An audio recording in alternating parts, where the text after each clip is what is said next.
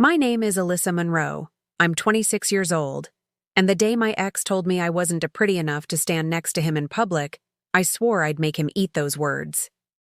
Imagine standing under the soft glow of golden cafe lights, heart racing, waiting for the man you thought was your forever. People laugh around you, couples holding hands, the smell of roasted coffee and vanilla filling the air. Then he walks in, perfectly styled hair, confident smirk, and instead of a hello, he looks you up and down and says, "You really wore that? You know you're not exactly model material, right?" That man was Ethan, my boyfriend of 2 years, the man who'd promised he loved me for who I was. And that night, that was the first time I realized his love had conditions. But before I tell you how that moment became the first domino that led to his public humiliation, if you want to see how this story unfolds, make sure to hit that like button and subscribe to my channel for more unbelievable revenge and redemption stories. Now, back to Ethan. He was everything people described as Instagram perfect. A fitness influencer, all charm and camera-ready smiles. I wasn't. I worked in marketing, behind the scenes, writing captions, designing campaigns, and making other people look good online. When Ethan started growing his following, I helped him. I handled his sponsorships, his content calendar, even wrote his pitch emails. And slowly, his brand became ours. At least that's what I thought. One night he got invited to a fashion brand launch party. I was thrilled. Finally, one of my connections had come through for him. But when I asked what I should wear, he said, "Honestly, babe, maybe you should sit this one out. These events are full of models. It's not your scene." I laughed at first, thinking he was joking. He wasn't. That was the first crack in my heart. A few days later, I found out from social media that he went with her. Her name was Camilla Hart, tall, blonde, perfect jawline, and not just a random girl. She was the founder of the same brand hosting the event. That night, Ethan posted a picture with her, captioned, "Grateful to be surrounded by beauty and ambition. Excited for what's next." No tag for me, no mention, just him, glowing beside her. People in the comments assumed she was his girlfriend, and Ethan didn't bother correcting them. When I confronted him, he shrugged. "Babe, don't make this weird. You know how social media works. I'm trying to build my image. It's not personal. You're just not the aesthetic." Not the aesthetic. Those 3 words broke me in ways I didn't understand yet. I stayed, though, because I was scared of losing everything I'd built around him. My work, my time, my love. I thought if I improved myself, lost weight, changed my style, tried harder, he'd see me again. Spoiler alert, he didn't. Months passed, and then one afternoon, while scrolling through my work email, I saw a name that made my stomach drop: Camilla Hart. She'd reached out to my agency, looking for marketing support for her new beauty brand, Heart and Halo. And guess who was listed as her brand ambassador? Ethan. I almost laughed at the irony. They were building a brand celebrating natural beauty, while publicly dating the man who once said I wasn't pretty enough. Still, professionalism came first. I worked on their campaign quietly, polite emails, late-night editing sessions, brand strategy calls where I muted myself to avoid hearing Ethan's voice. But then Camilla crossed the line. During a meeting, she said, "Alyssa, maybe we should use some fresh faces in the campaign. You know, people with more marketable looks." Ethan chuckled beside her, and I realized they weren't just dismissing my work. They were mocking me. That day, I decided I wasn't going to let them humiliate me anymore. I quit the agency the next morning, packed up my desk, walked out, and swore I'd never let another person decide my worth again. But quitting didn't mean disappearing. I started freelancing, building small campaigns for new brands. My style was different, raw, emotional, focused on real people. I poured my anger, heartbreak, and humiliation into every project. And then something unexpected happened. A skincare brand I worked with went viral. My campaign, centered around unfiltered beauty, was everywhere. Celebrities reposted it, influencers copied it, and suddenly, I was the name behind a trending movement. I started getting invitations, panels, collaborations, even interviews. My following grew, not because I was perfect, but because I was real. And that's when fate decided to twist the knife. Camilla and Ethan's brand, Heart and Halo, began losing traction. Their numbers dropped. People started calling them out for fake filters and unrealistic ads. And guess who they reached out to for a rebranding campaign? Me. They had no idea I was the one behind Unfiltered Beauty. When I saw the email, I almost deleted it. But then I smiled, because the girl who wasn't pretty enough was now the name their brand needed to survive. And I had plans they wouldn't see coming. I stared at the email for a long time. Subject line: Partnership Proposal, Heart and Halo Rebrand. Sender: Camilla Hart herself. For a second, I thought it was a prank. But no, it was real. The same woman who once told me I wasn't marketable enough now wanted my creative direction to save her crumbling empire. My fingers hovered over the keyboard. Every cell in my body screamed revenge. But instead of rage, I typed calmly, "Hi, Camilla. I'd love to discuss your vision. Let's schedule a meeting. Alyssa Monroe." And that's when it began. The sweetest kind of payback. Quiet, elegant, and inevitable. A week later, I walked into the same office where Ethan and Camilla had once laughed about me. Only this time they were nervous. Camilla looked different. The confidence was still there, but the exhaustion beneath her perfect foundation was obvious. Ethan, though, hadn't changed. He still carried that arrogant grin, until he recognized me. "Alyssa?" he said, blinking in disbelief. "Wait, you're the consultant?" I smiled. Surprise. I guess I was the aesthetic after all. Camilla forced an awkward laugh, trying to play it cool. "Well, this is unexpected, but you've done incredible work lately. We'd be lucky to have your insight." Inside, I could hear my heart beating like a drum. They had no idea I was about to tear down everything they'd built, with a smile. That first meeting was brutal in the best way. I listened as they poured out their problems. Declining engagement, influencer scandals, accusations of using filters on natural beauty ads. I nodded sympathetically, taking notes, pretending to be on their side. Then I said, "Your audience doesn't believe your message anymore. If you want to rebuild trust, you need to feature real people. No edits, no filters." Camilla hesitated. "But our ambassadors are professionals, models." I leaned forward. "Maybe that's the problem." Ethan's jaw tightened. He knew exactly what I was implying. Over the next few weeks, I worked with them, crafting the rebrand from the inside. I suggested a campaign titled Face Forward.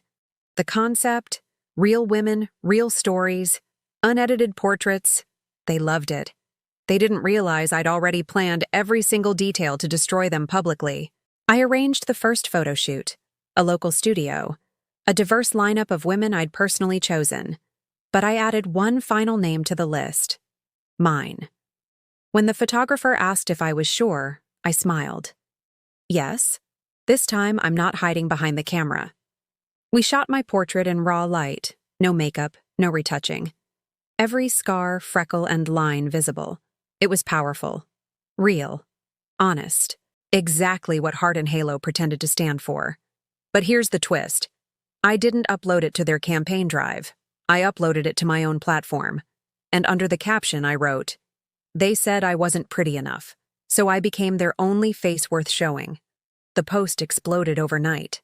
Millions of views, thousands of comments from women sharing their own stories of being dismissed, belittled, told they weren't enough. By morning, every major beauty blog had picked it up. And right beside my viral post, screenshots of Ethan and Camilla's old filtered campaigns, ones they swore were authentic. The hypocrisy was glaring. When I walked into the office that day, The tension was thick. Camilla's face was pale.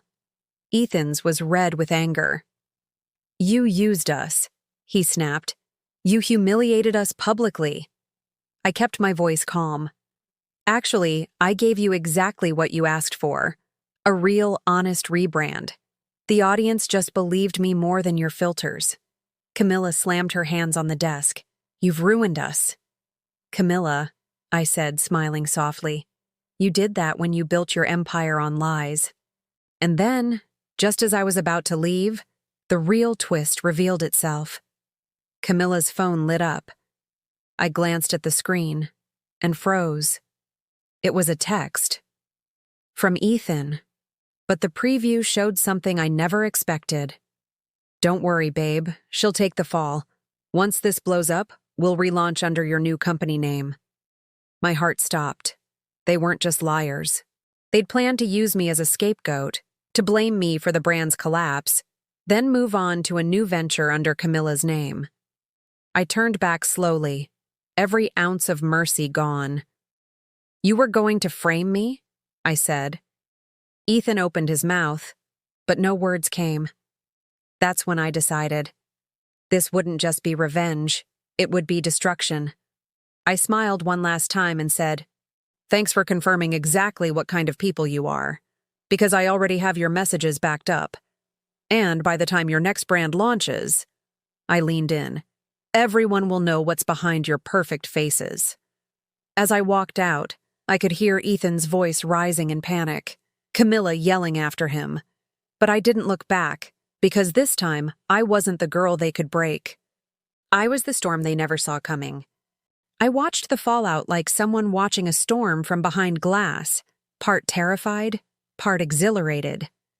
My post had ignited something raw. News outlets plastered my unedited portrait across their homepages. Podcasts replayed the line. They said I wasn't pretty enough. Women called in with their stories. Influencers I'd never met DM'd me thank yous.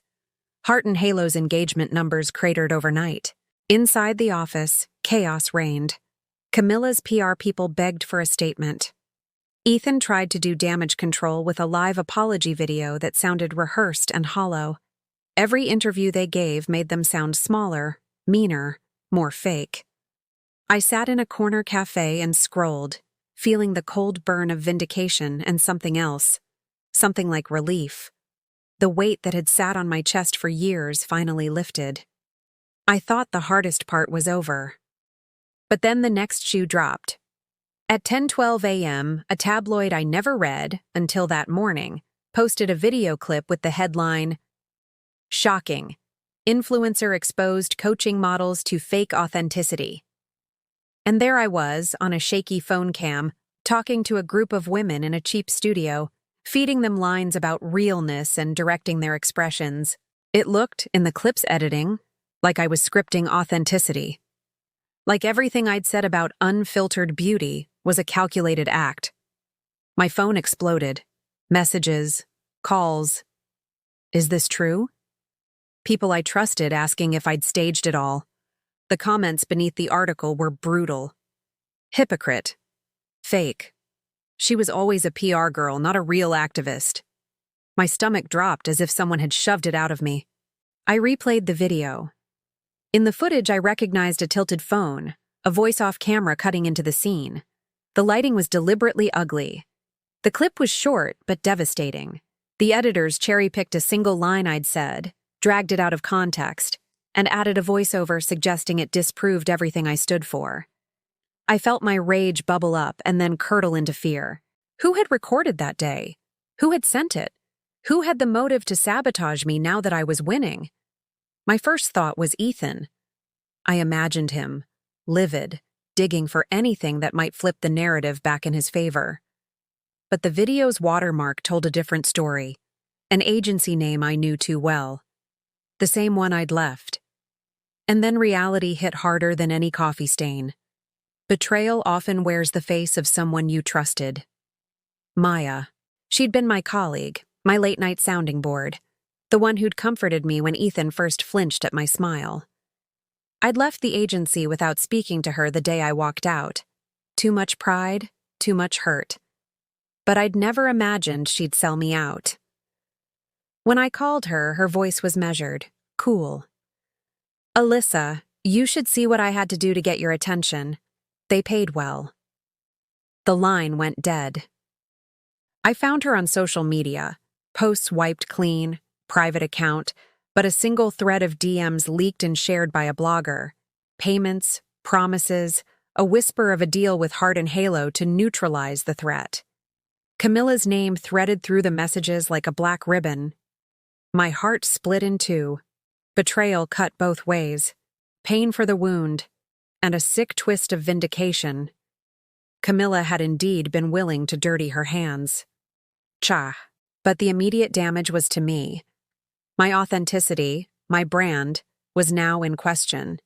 I could have retreated. I could have filed a lawsuit, sent a press release, hired a lawyer to chisel away at the smear. Instead, I did what came naturally. I fought the narrative, live. I sat in front of a camera, hands shaking, and told the truth. Not polished, not rehearsed. I told my side of the story, the context of the footage, what I was actually doing that day. A workshop about storytelling, not coaching lies. Why someone would want to edit it to hurt me, and the timeline showing Heart and Halo's outreach. I posted the full, unedited clip of the workshop, every awkward moment, every honest admission from the women who'd been there. I let the world see the whole thing. The reaction was immediate and messy. Some saw through the smear and rallied. Others were skeptical. The internet, I'd learned, loved hero stories and loved trials even more. But the bigger shock was yet to come. 2 days after my livestream, Maya released her own statement. In it, she admitted to sharing the clip, with tears in her voice over a video recorded on her phone. She said she'd been approached, offered money and protection for her career, and had been scared. She claimed she'd acted alone. Only one problem. Someone else had wire transferred the funds to her account. And the bank statement, now in the hands of a persistent journalist, traced the payment to an account registered under a shell company linked to Heart and Halo's CFO. I felt a strange, volatile mix of emotions. Relief that the truth was surfacing. Nausea at how far they had gone. Anger that someone I once called a friend had caved. Then, later, evidence that the people I'd been fighting had shoved her to do it. This was bigger than personal revenge now. It was systemic, a brand built on illusions, paying for illusions to persist. And me? I'd lit a match and watched the house burn. But in the ashes, other people were trying to pull the same blanket over their heads. I stood at a crossroads, expose every dirty payment and ruin more lives, or focus on rebuilding my credibility and my mission without dragging every fragile person into the mud. I chose both. I gave the journalist everything: bank records, DMs, the full workshop footage, and a list of witnesses prepared to testify. I sat with Maya for hours, angry, grieving, trying to understand why she'd done it. She cried and said, "I thought I was protecting myself." I wanted to shove her. Instead, I offered something complicated: accountability and a chance to help fix this. Because in the end, the goal wasn't to destroy people with no chance of redemption. It was to stop the machine that taught them to choose greed over integrity. By the time I left the cafe that night, the headlines had shifted. Heart and Halo was under investigation. Ethan's follower count dipped. Brand deals were paused. People were talking about corporate manipulation in influencer culture, and the conversation was no longer just about me. But as the trap I'd set tightened around them, a new, colder thought crept in. I'd exposed their corruption, but in doing so, I'd also exposed allies, friends, and the messy skeletons everyone keeps in their closets. This fight had become public, legal, and personal all at once. And somewhere in the hum of notifications, a new message arrived with a single line that made my blood run cold. "You should check your inbox. Camilla sent you something. Funny, isn't it?" Attached, a file named Proof Against You PDF. I stared at the screen until the letters blurred. The storm was far from over. The subject line on Camilla's email read, "Your turn, Alyssa." For a moment, I thought it was another bluff. But the PDF attachment sat there, taunting me, its small paperclip icon glowing like a warning. I hesitated before opening it. My palms were sweating, heart racing. When I finally clicked, the screen filled with photos, screenshots, and documents I'd never seen before. At first, it looked like harmless correspondence, emails, message threads, payment receipts. But then I saw the pattern. Camilla had forged a timeline, one that made it look like I'd intentionally sabotaged Heart and Halo from inside, altering campaign data, leaking strategy documents, and staging the viral photo for personal gain. Every timestamp, every signature looked real. And the final page? A signed NDA, my name at the bottom, complete with my digital signature. Except I'd never signed it. My throat tightened. I realized what she'd done. She wasn't trying to silence me anymore. She was building a case, a legal one. Camilla had money, power, and connections. She didn't need the truth on her side. She needed evidence that looked true. I sat back in my chair, staring at the screen as the world seemed to tilt. This wasn't just revenge anymore. This was war. That night, I called my friend Devin, a tech investigator I'd worked with during my agency days. He was blunt as always. "Yeah, these are fakes, but she's got resources. Whoever did this knew what they were doing. Deep fake level metadata, fake digital trail, even spoofed IPs. "So what do I do?" I asked. He paused. "You need something bigger than proof. You need her confession." I knew he was right. Camilla had always been reckless when she felt untouchable. If I could make her believe she'd won, she'd brag, and I'd record every word. So I crafted a plan. 2 days later, I walked into her office unannounced. The receptionist's eyes widened. She clearly hadn't expected me back. But Camilla, seated behind her glass desk, smiled like a cat that had already eaten. "Alyssa, to what do I owe the pleasure?" I dropped my phone on her desk and crossed my arms. "I saw your little file." She laughed softly, feigning innocence. "Oh, that? Just a few security measures. You know how rumors spread. You built yours on them after all. You forged my signature." She tilted her head. "Prove it." I swallowed my anger, forcing a trembling smile. "I'm not here to fight. I just want to make it right. Maybe we can strike a deal. Public peace. No lawsuits." Her eyes gleamed with victory. Now that sounds like the Alyssa I remember, the one who knew her place. She motioned for me to sit, and I did, palms on my knees, phone still recording from the desk. Camilla leaned back in her chair, all velvet arrogance. "You were a threat to my brand.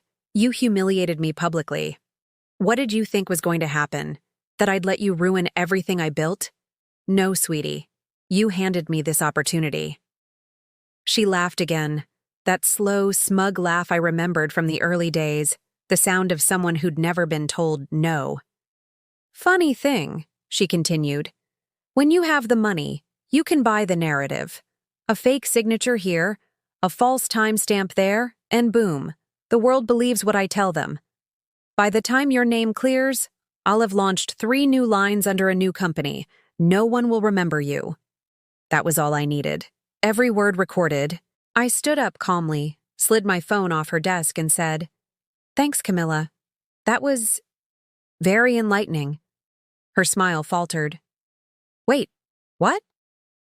I walked to the door and turned back. "You might want to refresh your feed in about 5 minutes." By the time I reached the elevator, the audio was already uploading. Within minutes, my followers were sharing it everywhere. The clip of Camilla confessing to falsifying evidence spread faster than any campaign either of us had ever made. Headlines erupted. Heart and Halo founder admits to evidence tampering. Influencer's ex and partner under investigation.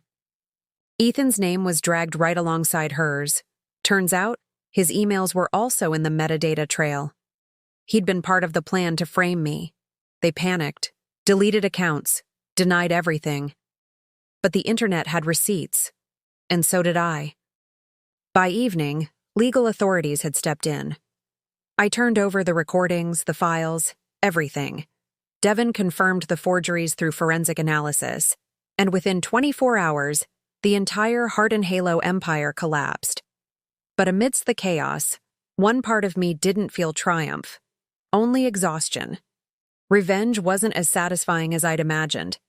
Watching them crumble didn't heal what they'd broken inside me. And then, something unexpected happened. My phone buzzed again, a message request from Ethan. "Please, just hear me out. Camilla wasn't the one who started all this. I was." At first, I ignored it. Then a second message came. "I need to tell you what really happened about Camilla, about why she targeted you in the first place." I froze. For the first time since this all began, I felt real fear crawl down my spine. What did he mean? Why she targeted you? Was this just business gone bad? Or something deeper? Something personal that I didn't know yet? The past I thought I'd buried was stirring again. And if Ethan was telling the truth, this wasn't revenge anymore. This was revelation. Ethan's message sat on my phone for hours. I didn't want to open it. I didn't owe him anything, least of all a chance to manipulate me again. But curiosity, that poisonous whisper, it won. I typed only one word: talk. 10 minutes later, he called. The sound of his voice sent a strange chill through me. For a moment, I was back in that cafe, the warm lights, the cruel smirk, the voice that told me I wasn't pretty enough. But now it trembled. "Alyssa, I didn't mean for it to go this far. Camilla, she wasn't just jealous of your work. She was jealous of you." I scoffed. "Don't flatter me, Ethan." "No. Listen. Before she met me, Camilla already knew who you were. She used to work with your old agency before you even joined. She hated that your campaigns outperformed hers.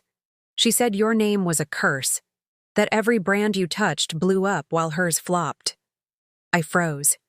My fingers tightened around the phone. "That's not possible," I said. "I'd never even met her until the fashion event." Ethan exhaled. "She knew of you. When she met me, she asked about my girlfriend. When I showed her your profile, she smiled and said, 'Oh, her. I can use that.'" The words hit like a punch. Camilla hadn't just humiliated me for ego. She'd orchestrated it. Every moment, every insult, every opportunity she'd dangled was part of a calculated game. "She told me," Ethan continued, "if I helped her grow her brand, she'd make me a partner. But when your unfiltered beauty campaign exploded, she lost it. She said she'd bury you before you became her competition." My mind spun. So the fake evidence, the setup, it wasn't revenge for the viral post? "No," he said quietly. "It was personal from the start. She wanted to destroy you because she couldn't be you." For the first time in a long time, I didn't know what to say. Ethan's voice cracked. "I was stupid. I let her use me. I thought she cared about me, but she cared about control. I was just another tool." There was silence on the line. Then he said something I never expected. "I want to help you. I still have her files. Her real ones, the backup drives. There's stuff in there that could put her away for good." It took everything in me not to hang up. But if he was telling the truth, those files could prove everything Camilla had done. "Meet me tomorrow," I said. "No tricks." He agreed. But part of me didn't trust him. The same part that remembered his laughter when he told me I wasn't the aesthetic. So I prepared. Devin helped me set up a hidden recorder and a GPS tracker. If Ethan tried anything, I'd know. We met in an empty co-working loft downtown, the same building where we'd first dreamed of launching his brand years ago. He looked thinner, nervous, worn out. His hands shook as he handed me a flash drive. "This has everything," he said. "Emails, payments, fake invoices, even the team she hired to create your forged NDA." I hesitated, taking it slowly. Why give me this now? He looked at me, eyes glassy. Because I finally realized something. You didn't ruin me, Alyssa. I ruined you, and I can't live with that. For a brief, fragile moment, I saw the boy I'd once loved buried under the ego and fame. I nodded. Thank you. But before we could say anything more, the door burst open. Camilla, 2 security guards behind her. She wasn't surprised to see me. In fact, she smiled. Well, she said, her tone sharp as glass. Isn't this adorable? My ex is playing detective. Ethan stiffened. Camilla, don't. Save it. She stepped closer, heels echoing like a countdown. You really thought you could outsmart me, Alyssa? You think I didn't know you'd come for him? My stomach dropped. She knew. She pointed at the flash drive. That's a decoy, darling. The real files? Already deleted, along with your little recordings. Then she turned to Ethan. And you, traitor. Before I could react, she reached for his phone and slammed it on the table, shattering the screen. Ethan flinched. This is what happens, she hissed, when you try to play games with someone who owns the board. She grabbed the drive from my hand and threw it into her purse. You lose, Alyssa. Again. And then she left, calm, composed, victorious. But what she didn't notice was the small blinking light under the table. Devon's backup recorder. It had caught everything, every word, every threat, every confession. I looked at Ethan, breathing hard. She just signed her own sentence. I didn't sleep that night. Devon stayed on the line with me as we pulled the audio from the hidden recorder. The file was crystal clear. Camilla's voice dripping with arrogance, the sound of glass shattering, her threats against Ethan, the admission that she'd deleted the real files. It was everything we needed. By dawn, Devon had sent copies to 3 journalists, 1 attorney, and an anonymous leak account known for exposing industry fraud. Within hours, social media went nuclear again. Heart and Halo Exposed trended worldwide. People were furious, not just at Camilla's lies, but at the manipulation, the forged documents, the gaslighting. My name filled timelines, but this time, the comments weren't skeptical, they were protective. And Ethan. For the first time, people saw the truth about him too. He made a public apology video that afternoon, raw, unedited, trembling. I let fame turn me into someone cruel. Alyssa, I'm sorry for every word I said to you. I didn't respond publicly. I didn't need to. My silence said enough. By the end of the week, Heart and Halo was done. Sponsors pulled out. Retailers dropped them. Their office lease was revoked. Camilla's accounts were locked pending investigation. The woman who once owned every spotlight now hid in the shadows, facing lawsuits and audits she couldn't charm her way out of. But even as I watched her empire crumble, something didn't sit right. Because there was one question still gnawing at me. Why me? Jealousy explained part of it, but Camilla's obsession ran deeper. It was personal in a way that felt familiar. And then I found something that froze my blood. While Devon combed through public records for the investigation, he stumbled on a name. Marissa Hart, Camilla's mother. A woman who'd once worked as a junior designer at a small marketing agency. The same agency my mother had founded 20 years ago. My hands trembled as I dug through old family photos and files. There it was, an employee file with a photo of a young woman, dark hair, confident smile. Marissa Hart. She'd been fired 20 years ago for stealing creative materials. My mother had pressed no charges, but she'd blacklisted her from several agencies. And her daughter was Camilla. I sat there, stunned. The timeline aligned perfectly. Camilla hadn't wanted to destroy me because of who I was now. She wanted to destroy me because of who my mother was then. This wasn't business rivalry. It was generational revenge. A feud I didn't even know existed had poisoned our lives. That night, I drove to the old neighborhood where my mother's first office had stood. The small brick building was now a cafe, but the memories felt sharp in the air. I sat outside, scrolling through Camilla's old posts, trying to see the woman behind the monster. Her captions, years before fame, told a story. Ambition, rejection, anger at the system, resentment toward people who had everything handed to them. And then I saw a line that made my chest tighten. Some debts are never forgotten, especially when they're inherited. She'd planned this for years. Every partnership, every target, every friendship, meticulously chosen to lead her back to me. I should have felt victorious for stopping her. Instead, I felt hollow. Because now I knew she wasn't born a villain. She'd been raised to hate me before we even met. The next morning, my lawyer called. Camilla's legal team wanted to negotiate. Apparently, she was ready to speak privately. I agreed, on one condition. The meeting would be recorded and mediated by the investigators. When I walked into that small white conference room, Camilla looked nothing like the woman who'd once owned red carpets. Her hair was limp, eyes bloodshot, makeup barely hiding the exhaustion. She didn't even look up when she said, "So, you found out?" "Yes," I said quietly, "about our mothers." A small smile flickered on her face. "Then you understand why I had to do it." "Had to?" I repeated. "You spent years building a life out of hurting people. You could have chosen anything else." Her eyes met mine, cold and tired. "Your mother destroyed mine. She lost everything. Her job, her reputation, her will to live. You grew up with love and chances. I grew up watching my mother cry over hers. Don't act like this is just about ego. This is history." Her voice cracked at the end, and for the first time I saw not power, but pain.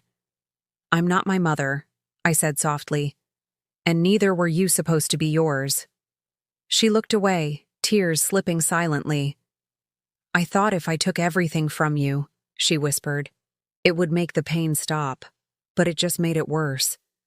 I didn't reply. I just handed her a folder, the legal settlement. Inside was a clause, full confession, forfeiture of her company assets, and a mandatory public apology. In return, I'd drop the defamation case. She signed without hesitation. As I stood to leave, she said one last thing.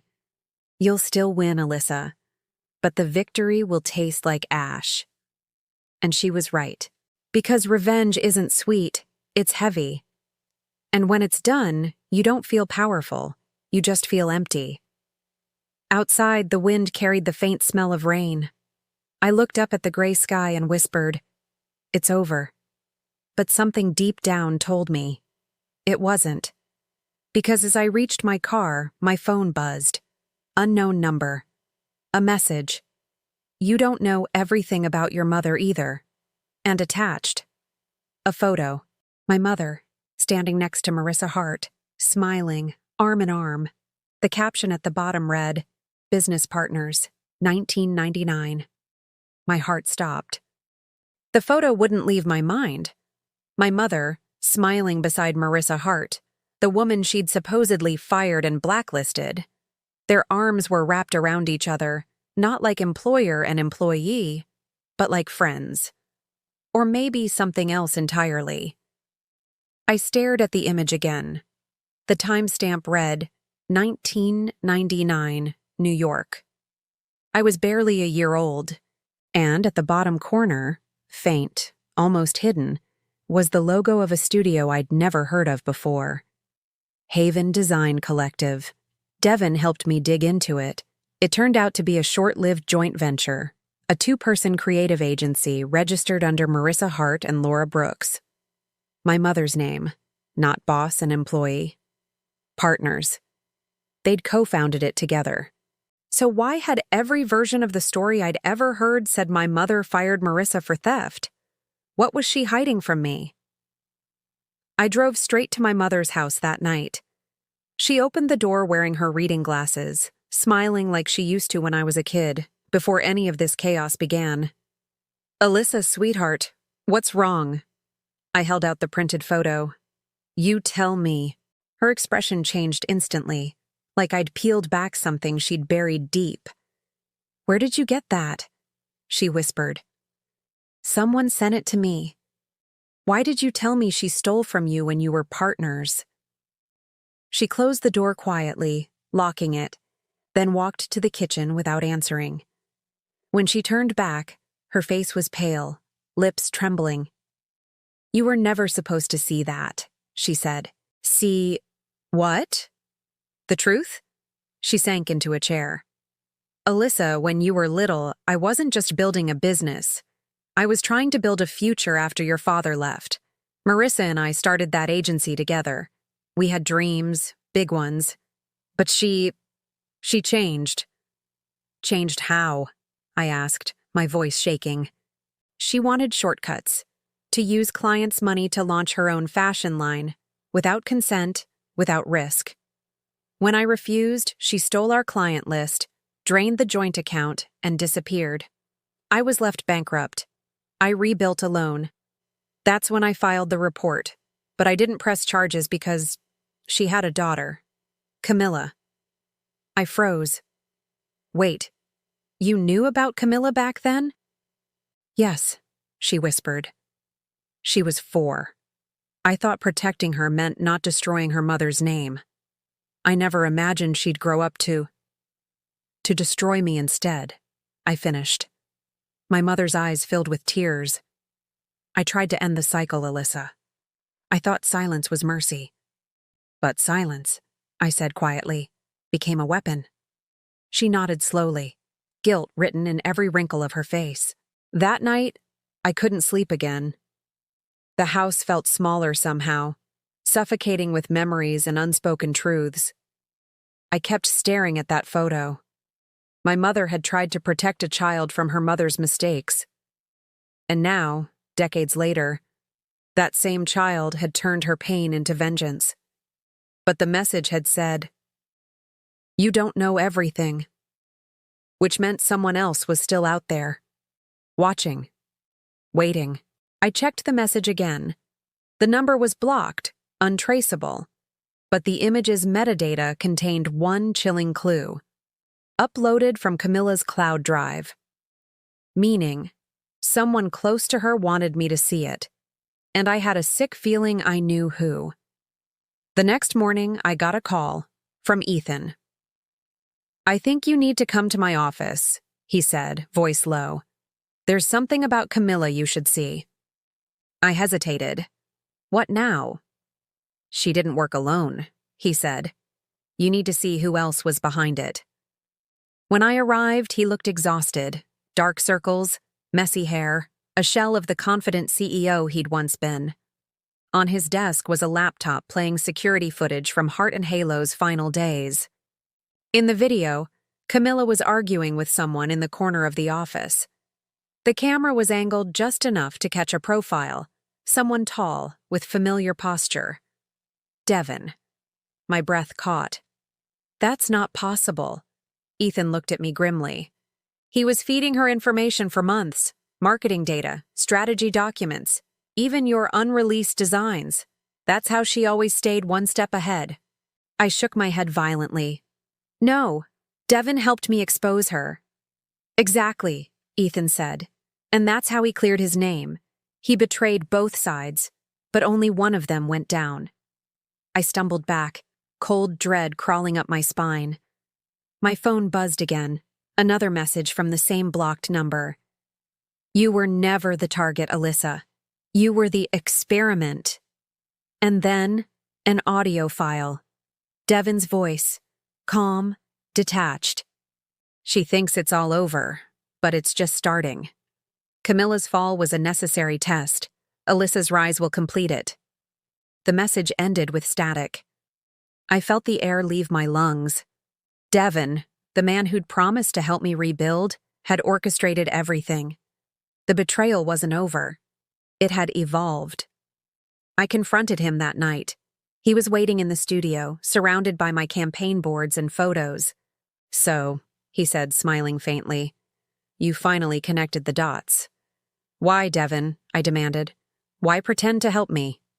He stepped closer, hands in his pockets.